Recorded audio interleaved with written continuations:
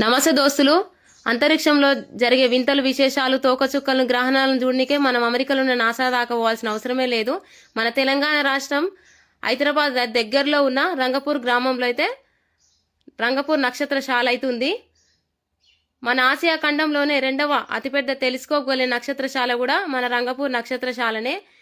రంగపూర్ నక్షత్రశాల నుంచి హేలీ తోకచుక్క మీద అయితే పరిశోధనలు అయితే జరిగినాయి. ఎన్నో ఖగోళ పరిశోధనలు కూడా జరిగినాయి.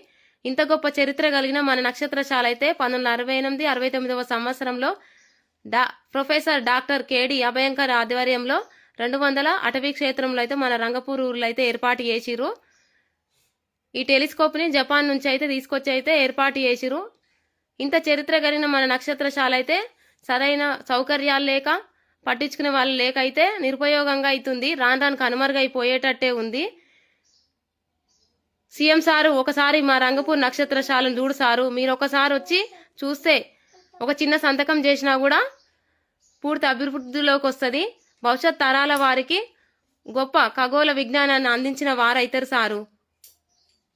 ప్రతి ఒక్కరూ ఈ రీల్ని సీఎం సార్ వరకు చేరేటట్టు చూడుర్రి. అందరికీ ధన్యవాదాలు.